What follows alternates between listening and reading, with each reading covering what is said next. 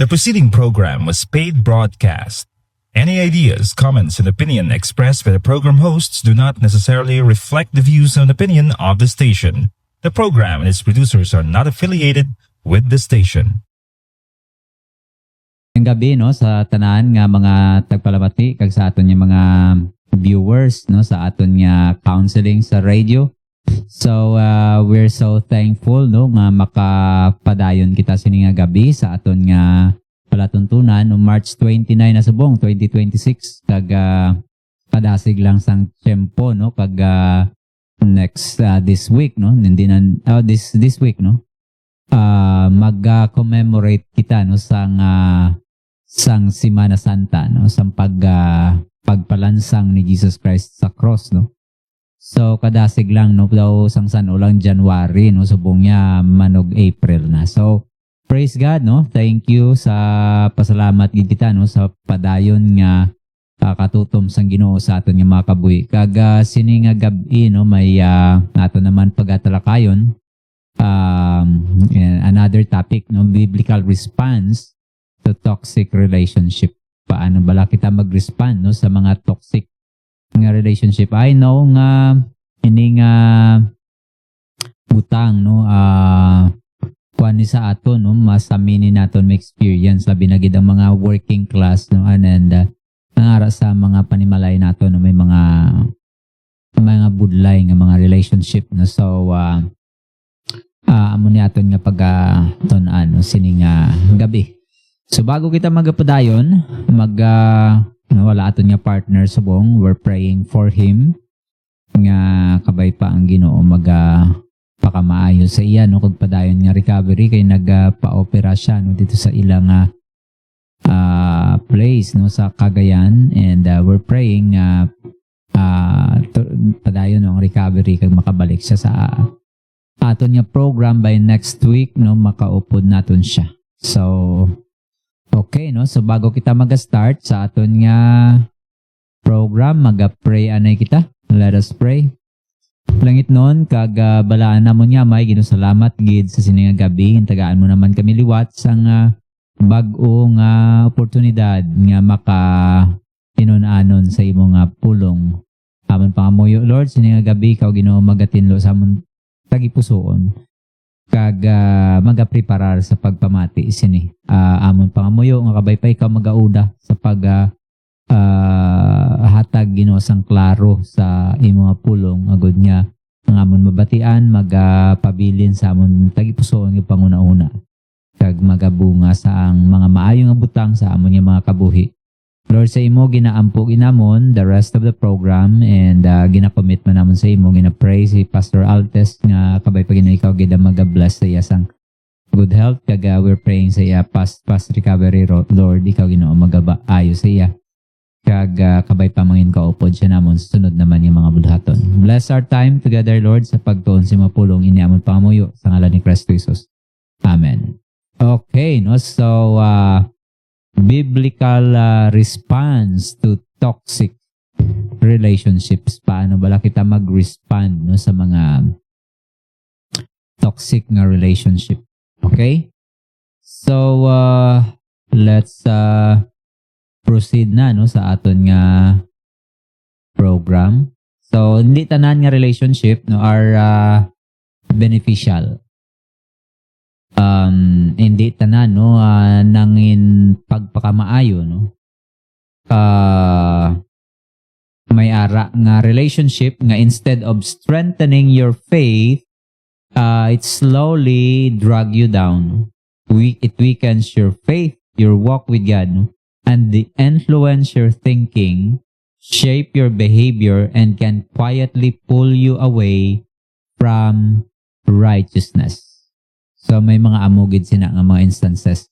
Kag I know madamo sa aton nga mga viewers no.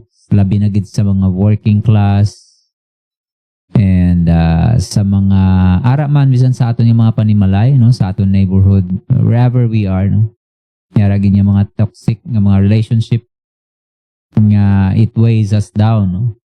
So the Bible, even the Bible no does not ignore isang sining realidad. Actually, may mga may mga pasadya sa scripture nga ginsulat na hanungod sini, no? So hambal sa 1 Corinthians chapter 15 verse 33, do not be deceived.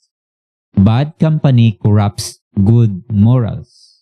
And in Proverbs chapter 13 verse 20, he who walks with wise men will be wise, but the companion of fools will be destroyed. So, ang Bible gid klaro, no? Kag ginapahayag gid sa Bible ang nahanungod sa mga bagay, no, nga kaangay sini. So these verses reveal, ini nga verses naga-reveal sang powerful nga truth, no? People are shaped by the company they keep. Amo ginang kamaturan, no? Nga ang tao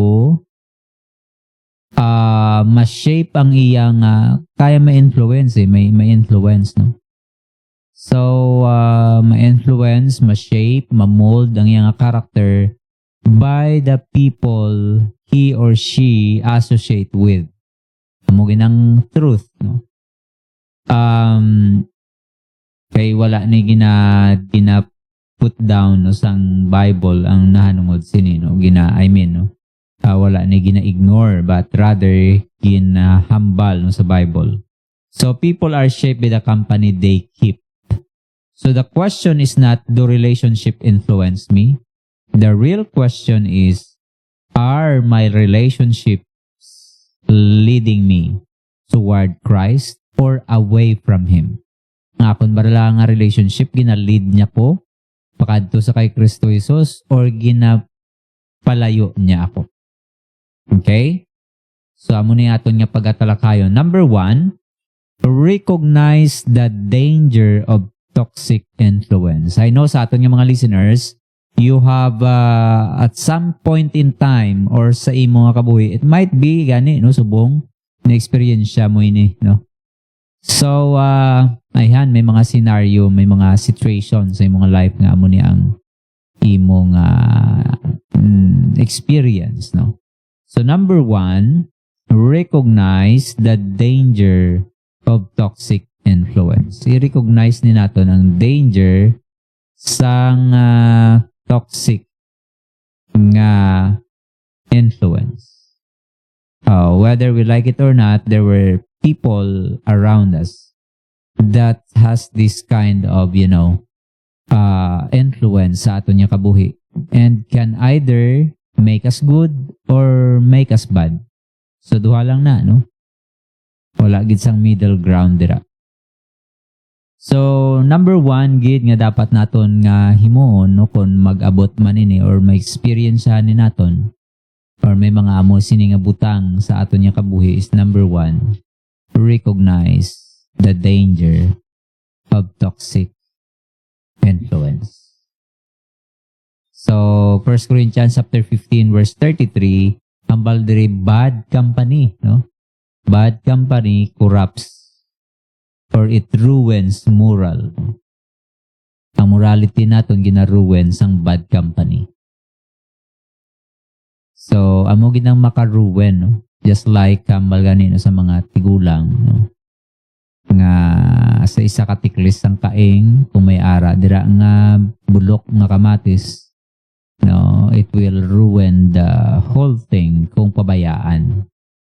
So amo man na, no, sa aton nga mga company, the person we associate with, no, must be, no, dapat gid pilion man naton. So ang baldiri bad company or magambal kita bad company, pero may pamangkot pati paano, pastor, kung ang akon nga, no, mga bad company ara sa akon nga workplace, paano ko na likawan alang-alang man na karon nga kakasulod mo pa lang ma-resign ka na dayon or likawan.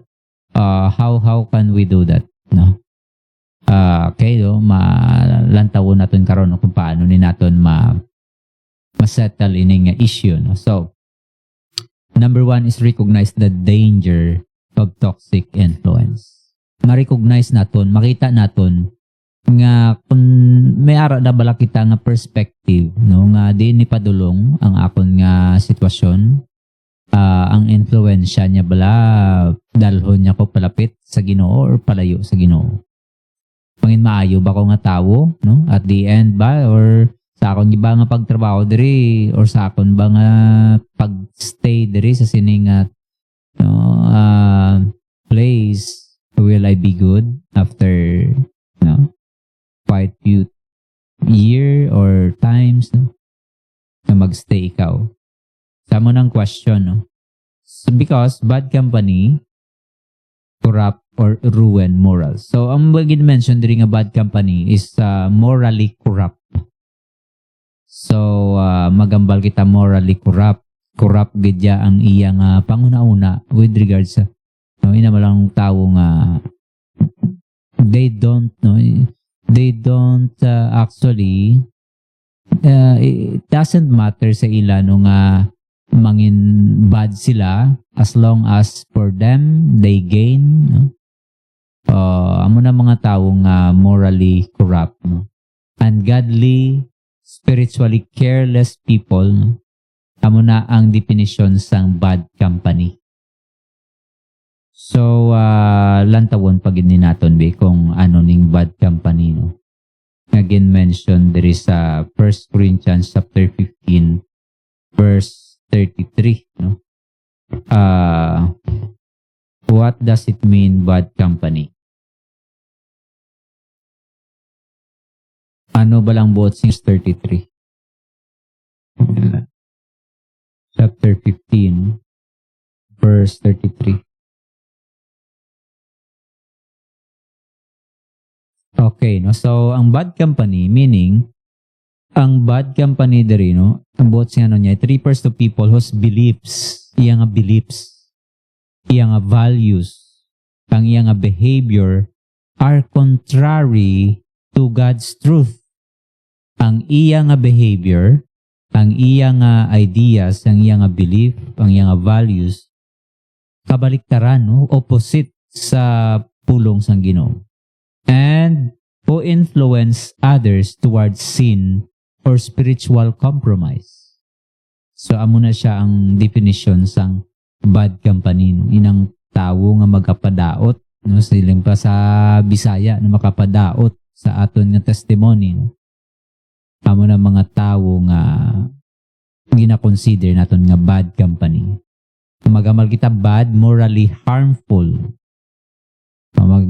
Okay? So siguro self-comprehensive naman no nga nabalo naton morally harmful. So harmful siya sa moral aspect naton. Okay? Ginakorrupt niya ang aton nga good nga behavior. So company means close association. So close association nga no tawo no kaupod maga-corrupt sa aton, maga-influence. Nabalang may day-to-day, no? In day-to-day nga basis may aton nga no, pag-upod updanay sa iyan. Time sa pag-updanay. So nag-amat-amat, ginaamat-amat niya degrade or mag-amat-amat niya gina-weaken ang aton nga moral. So, bad company is not just being around sinners, but people who actively shape your thinking and behavior away from God. So, tawi ni siya nga actively gina-shape niya ang aton nga thinking kag ang aton nga behavior away from God. The context of this verse actually sang kay Paul nga ginhambal diri Paul wrote this in the context of false sa ilang time false teaching ni siya. Some people in Corinth nga talagang may ara nga nga baliktad opposite nga direction sa pulong sang Ginoo. So amo na siya So bad company includes not only immoral people but also people who teach or believe wrong doctrine. So amo na siya nga mga bad nga mga tao. So in that sense, ginatuduan kita sang sang mga sala nga mga practices are considered sila nang gina-consider nga bad company. So how bad company affects you? Paano ba gina-affect, no, gina-apektuhan niya, no. It erodes your conviction. Matamat naman na eh. Hindi man sa overnight, does not happen overnight nga pagkabuwas dayon, no, after mo mag-upod sa tao nga bad, no, ang iya nga morality. Pagkabuwas dayon bad ka na, no, gradually na, no, actually hindi mo gani ma-notice, no, and then until one day, no, kita mo na lang, batsagan mo lang imo kaugalingon nga pareho na gali ka mo. So it erodes your convictions. Inang permi kanya ginaupod sa paghimo niya sang sala. Ang sala nagiging ano na dayon eh, normative na siya dayon, no? Gina-normalize ang paghimo sang sala. So kung sige mo na kaupod sa ina nga person magaruwen sa imo nga testimony, imo nga life. So it erodes your convictions. It normalizes sin. It changes your thinking slowly. So amat-amat niya nga i-change ang imo nga ang imo nga way of thinking. So amo na sila ang gina-define sa Bible nga bad, no, company. Corruption is gradual, hindi man siya instant, just like what I've said, no, you don't fall overnight. You drip slowly. Daw ka ngayon nga nagaano ka, ang mga mangingisda, kabalogin na sila sa ginatawag nga naga-drip, nagaanod, nagli sila, no? Sometimes, at times, mag-ano na sila, magahulog na sila sa anchor, parang hindi sila mag-drip. But usually, may mga instances nga ang ilang anchor kakas, kag wala nilang balaan, o hindi nila manotice. Labi na ko sa layo, no, sa lawod. Wala kasang makita ang island, hindi mo na manotice nga you are drifting away. Matamat na gali tungod sa kabaskog sang current. So gradual ina, no, nagakatabo. It does not happen overnight. No? But little by little, no, amat-amat nga pag weaken sang imo nga conviction, sang imo nga belief, sang imo nga values, until such time, no, nga hindi na ikaw ang dati nga ikaw, no. So even strong believers are warned, do not be deceived. Warning ina, no, ginambal dira. Do not be deceived. Meaning you can think you're unaffected. So amo na siya ang way of deceiving. Nga para sa imo daw, hindi na daw harmless lang man ini sa akon. Hindi niya ko kaya i-influence. Mas baskog ako ya. Kaya ko ni siya. So mag-amo-amo na kita, deceive kita, no? Meaning, you can think nga you're unaffected. Or in fact, no, little by little, gradual gali. Nga nanonormalize ang sala sa aton. Kag in the long run, wala na. Nadula naton guard, no? With regards sa aton nga defense, no, sa mga hindi maayo nga butang. So meaning, no, ang ginambal diri nga do not be deceived, nga pwede nga isipon nato na unaffected kita, no, but in reality it ruins you gradually inside. So like for example sa isa ka scenario, no, a Christian says, I know my friends, kasayod kabalugid ko, nga akon nga upod, gaga kabuhi sa sala. But I'm strong enough to handle it. Baskog ko yan, no? Kaya ko ni i-handle ang ini nga situation. Hindi niya ko ma-tempt, hindi niya ko ma-influence. But over time, anong nakatabo? Their language changes. Their convictions weaken. Their spiritual hunger decreases. Amat-amat, no?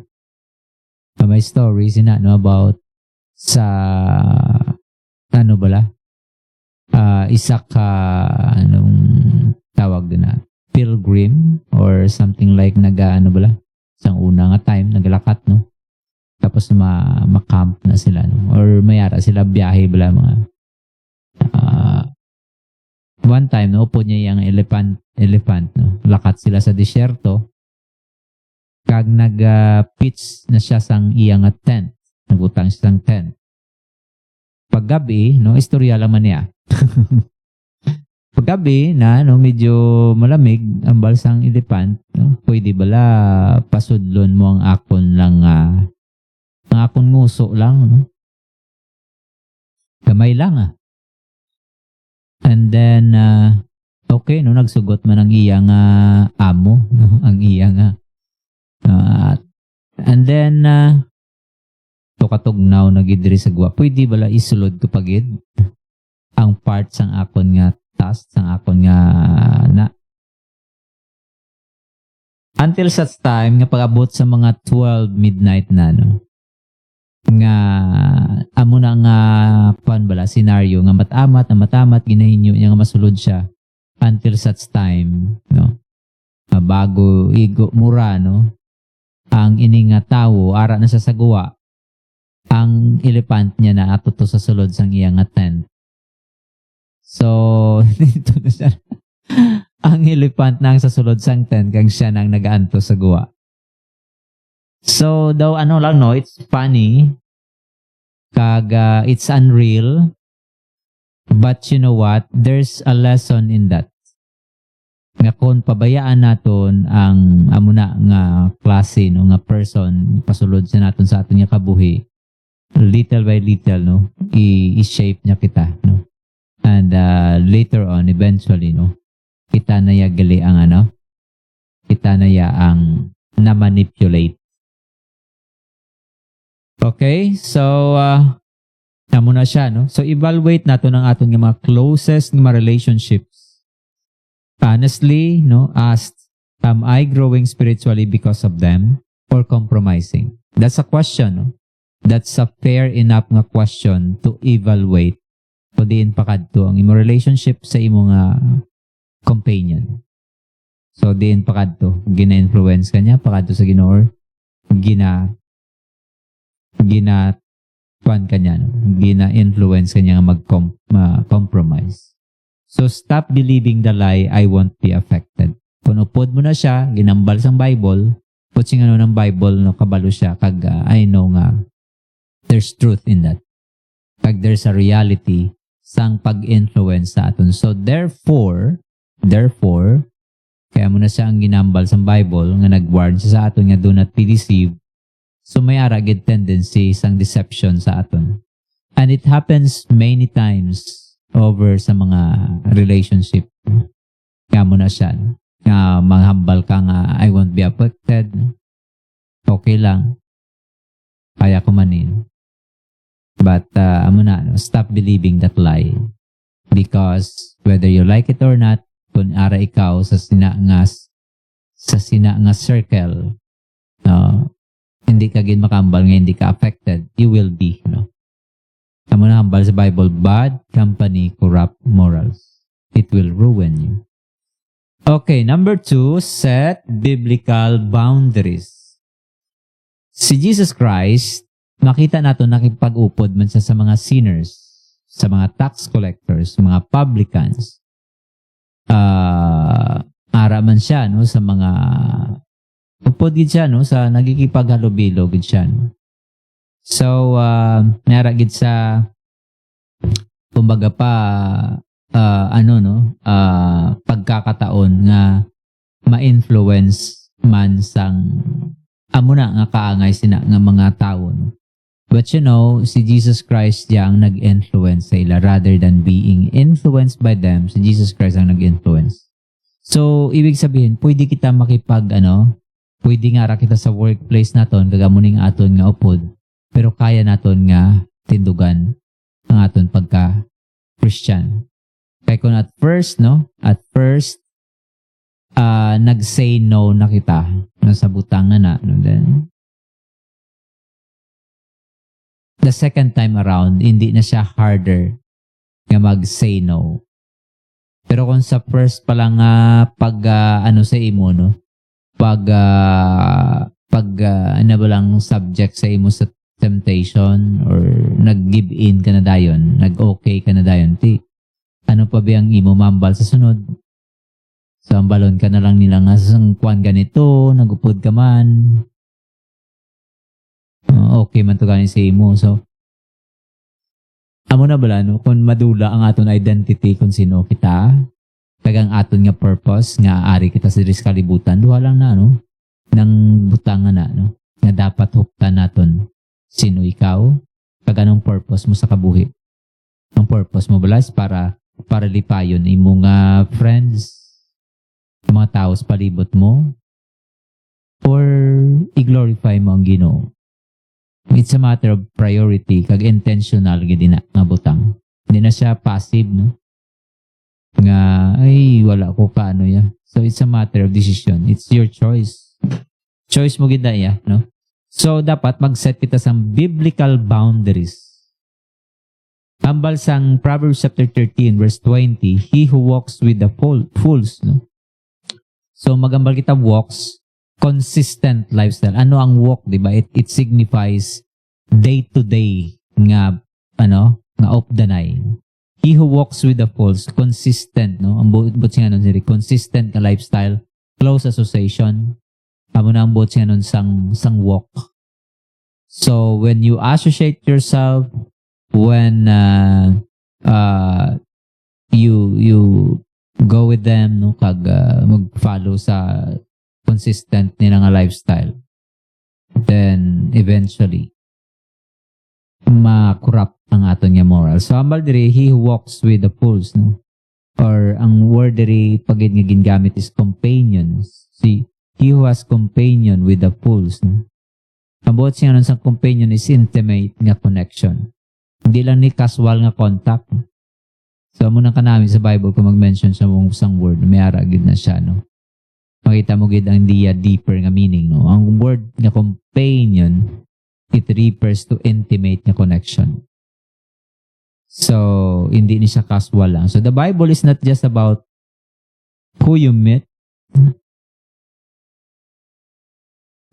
Nagambal ini siya sa mga person nga nakaupod gini mo. So love does not mean unlimited access. Jesus loved sinners. Jesus Christ man nagpalanggam sa mga sinners, but he was not influenced by them. Wala siya ma-influence, So wag kaangay sini nga scenario bala someone stays in toxic friendship where sin is normalized, God is mocked, and pressure to compromise is constant. So nagstay kagyapon dira, They say, I don't want to hurt them by creating distance. So, hindi ko sila gusto nga sakiton nila blatyagon sa ako nga pag-create sang distance sila sa paglayo ko sa ila, basi masakitan sila. So, but in trying not to hurt them, not to hurt others, ang nagakatabo, ginadamage mo ang imo nga testimony, ang imo nga soul, ang imo nga integrity.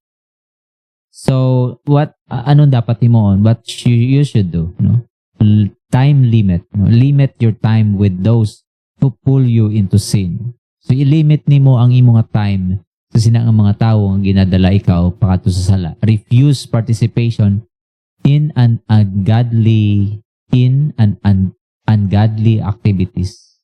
So refuse nimo ang participation sa hindi iyas ang Ginoo nga mga activities. Be clear about your convictions. Maging klaro gid dapat sa ila.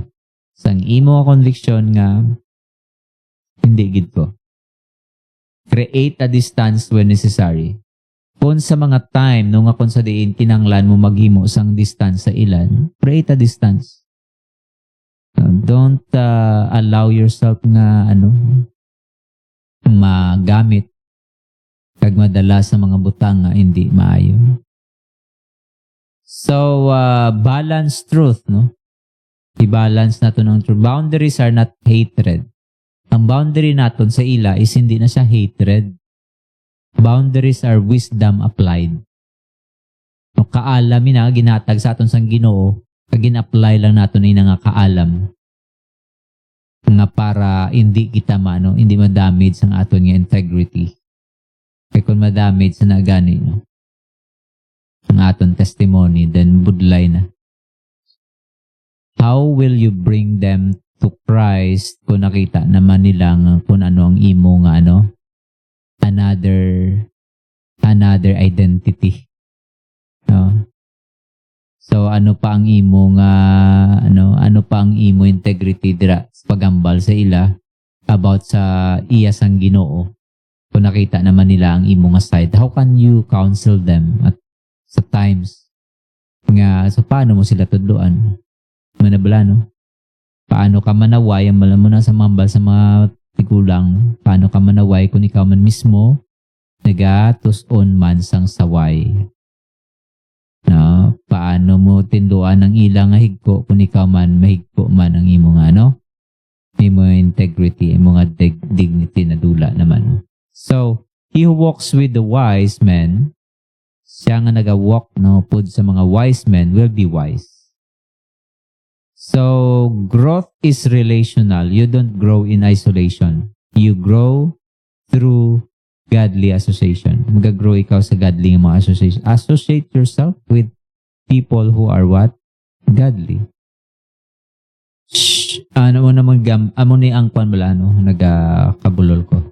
Amo ni ang balbala nga show me your friends and I'll show you your future. And I can tell you who you are. Amo pa na sa iban nga mga quotation, no? Tell me your friends and I tell you who you are. Nabalang same feeder flocks together. Kung pariyo gani ka masang hilig, you will flock with them. Pero kung ikaw, iba ang imo nga intention sa pagpalapit sa iya, with the intention to bring them sa Ginoo, then dapat ma-stand natin nga conviction. So, isa pa gid ka scenario, one surrounds himself with spiritually mature Christian and another surrounds himself with worldly influences. So, ano matabo after 1 year? After 1 year, one is growing, serving, and strong, and the other is struggling, compromising, and distant from God. So, the difference, influence. Intentionally, dapat gidya, intentionally pursue godly friendship. I-pursue nato ng mga godly nga friendship. Be discipled and accountable, and stay connected to a strong church community. Kung nara kita sa strong church community, may ara nga mag-ano sa aton, may mag-guard sa aton. Daw kaangay manina sa daw ara kabala sa na sa isa kasulod sang balay nga may ara nga perimeter fence. Diba? Safety. Labi na gid sa mga balay sa buong labi na gid sa mga urban nga mga areas wherein nag-abound ang criminality, kung wala ka taas ng mga fence, sa manang mahimo, it protects us, So, I hope, nga kita yan, intentionally, ginapurso naton ang mga godly nga friends. Be discipled and accountable and stay connected sa isa ka strong nga church community. So, wherever you are, ang mga churches bala nagkalat man sa bilog kalibutan. Bisan gani sa ibang bansa may ara gyapon ng mga churches. So find a church that will help you grow sa imong relationship sa Ginoo. Next is love without compromising. You can love, you can be with them, but you can love without compromising. Ephesians chapter 4 verse 15, speaking the truth in love. Many believers fall into two extremes. Damo sa mga believer nga diri na fall sa duha ka extreme. Compromise truth to keep relationship and speak truth harshly without love. So both ini nga butang nga extreme nga dapat mabalance ni naton. Amo na hambal bala nga love without truth is ang love kuno without truth is hypocrisy. Truth without love is brutality. So dapat we learn the balance of truth and love, kindness. We learn that the balance. Nga hindi pwedeng truth lang tapos wala sang kindness, wala sang love. Brutality ang result dira. Pero kung love lang kag wala ang truth, ati hypocrisy ina. nga tinabalang tolerance. Okay lang okay lang, go lang. I-tolerate hindi mo gusto nga hindi mo gusto ma-label ka nga nga masyado gid, sobra gid So amo na The Bible calls us to both truth and love. Ang Bible gita nga dapat may truth and at the same time may love. So just like this one, a believer affirms a sinful lifestyle to maintain peace. Or another believer speaks truth harshly and destroys the relationship. So either of these two extreme, na isa ka believer affirms a sinful lifestyle to maintain peace. Okay lang ang sinful nga lifestyle basta at peace ikaw. May mga amusin ng Kristohanon nga hindi mag-say no sa barkada. Hindi makahambal nga no kay gusto niya hindi ma-hurt ang iyang friends. To the point ba lang ang friends niya ng iyang Ginoo? No? Di ba? Nga ang iya na nga friend ang nag-determine sang dapat niya nga imoon. Another extreme is that pastig ka nga Kristohano niya kag you don't care sang balatyago you speak harshly bala ka basta balon ko ang kamaturan. So dapat ma-learn man nato ng balance nga we must be, diba? Ambal gani isang book of Matthew. Nga, we should be what? We should live wise just like a serpent. Pag harmless as dove. Nga, hindi man kita dapat mangin harsh sa aton nga mga ginambal. Nga, to the point, masakitan man ang tao. May truth nga ni kita, pero wala man sang love. Wala man naton ginambal in a nice nga manner paghambal na offend man gyapon. Both are not good. So dapat may ara kita nga truth and at the same time may ara nga love. Na makahambal ikaw sang truth pero ginambal mo na nicely. That is speaking the truth in love. So next is remember your primary identity and calling. So, dapat ma-remember nato ng aton nga primary nga identity. Sino gid ikaw? Sino bala ikaw? You have been crucified with Christ. No? Namatay ka na upod kay Kristo. Kay kilala mo siya nga imo Savior. Ginbakal ka na sang Ginoo. You are bought with a price. Ginambal ang next na nga praise. Therefore, glorify God. So, kay ginbakal na kita sa Ginoo. Dapat glorify nato ng Ginoo sa aton nga kuan. Just like Apostle Paul sa iyang ginambal. I am crucified with Christ, nevertheless I live, yet not I, but Christ liveth in me, and the life which I now live in the flesh, I live by the faith of the Son of God, who loved me and gave Himself for me. So, i-remember ni nato na identity. Sino ka bala? Anak ka na sang Ginoo. You should be living as true children of God. So therefore, dapat ang compromises is wala na sa aton. 2 Corinthians chapter 6 verse 7, come out from among them and be separate. So kung magabot ang time, nga muna to sobra na gid ka toxic, come out from among them, ang basang Bible. You are not just a friend, you are a child of God. Anak kaya sang Ginoo. You are bound sa kingdom sang Ginoo. Heavenly ang imo nga ang imo citizenship.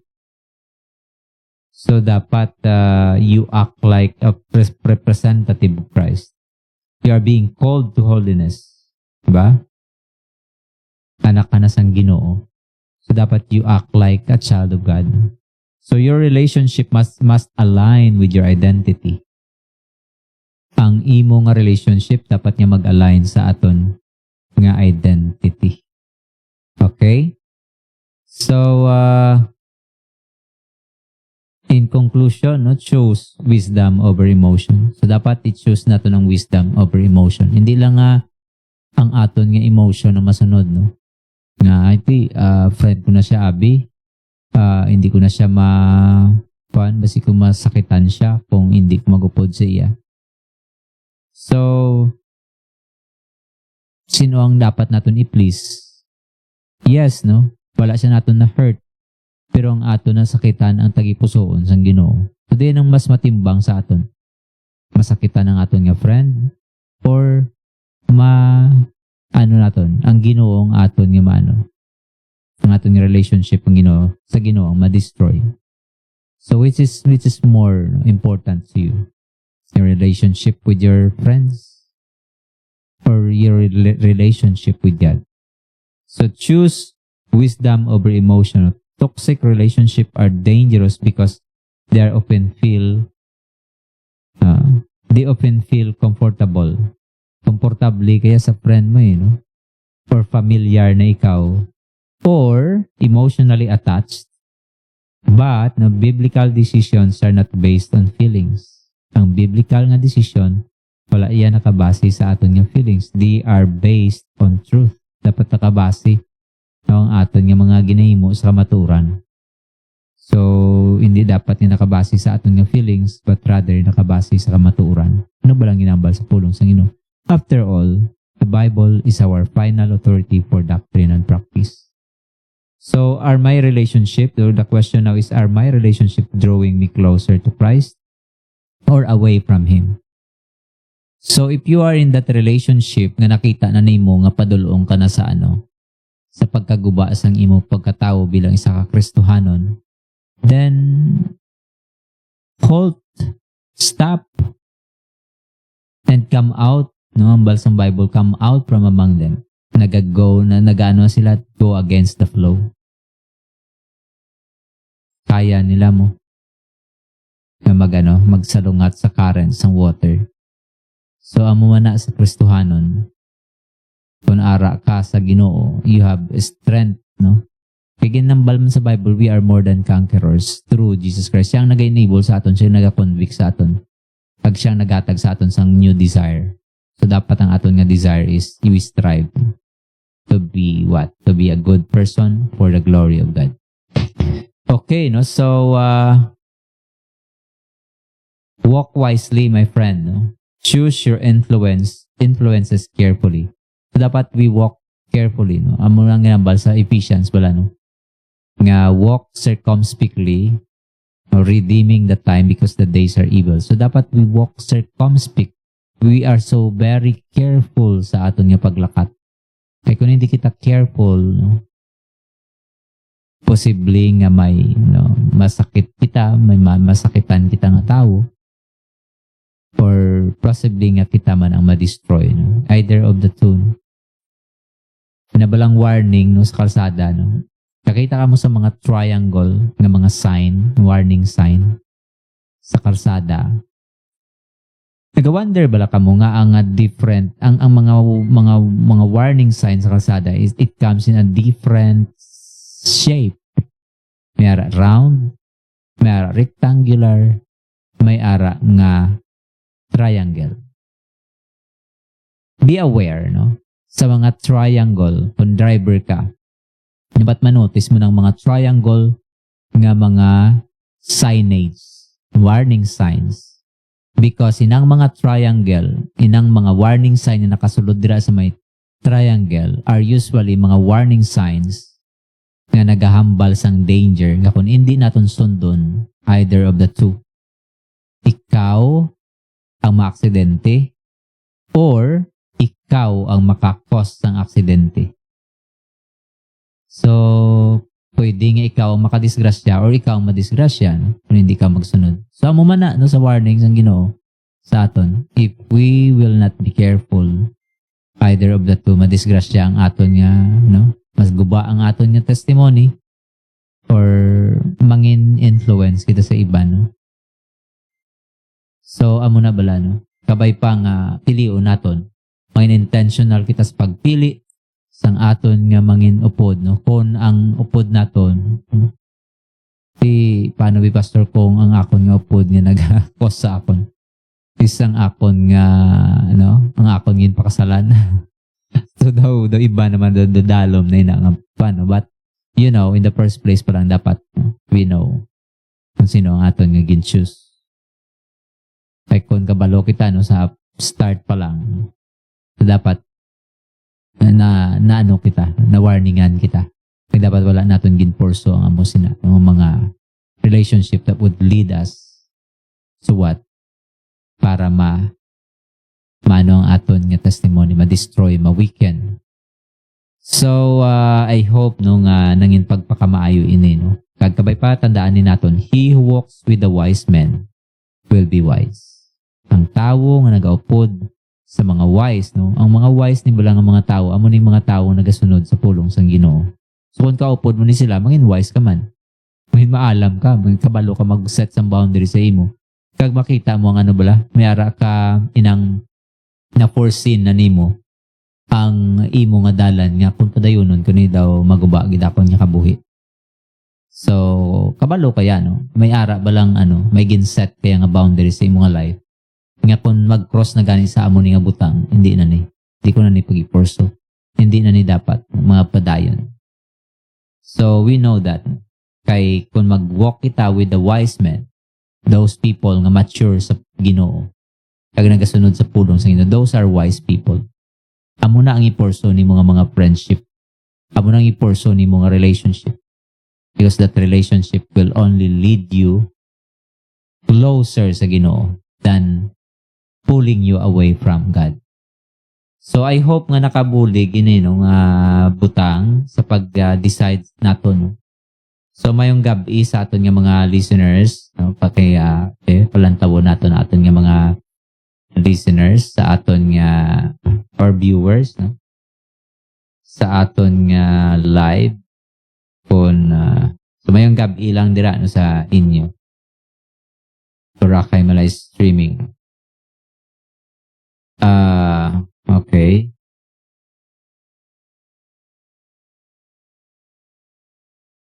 So, ngayong gabi lang sa tanan. Kay migo ko, no? Wala ko na malantaw ini, no?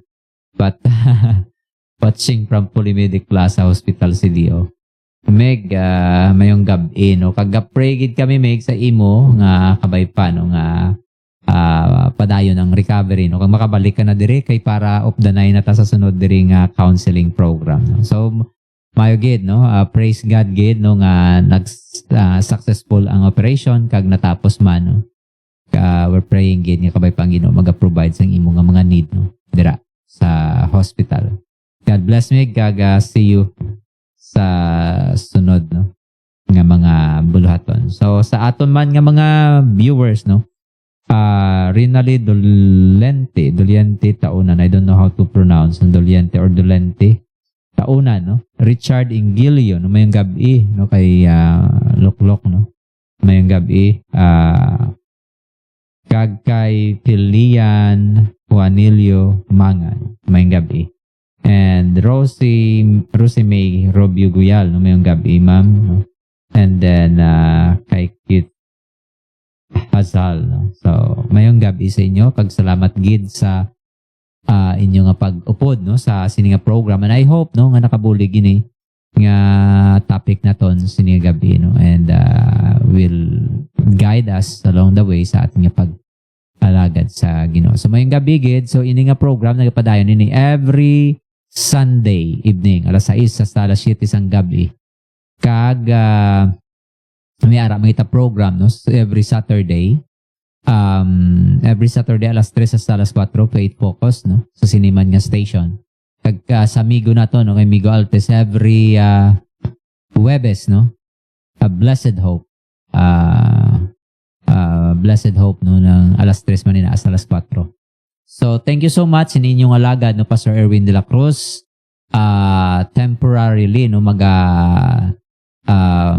say goodbye, no, sa sining gabi. Salamat gid sa inyo nga pag subaybay, no, sa ating nga program. God bless everyone.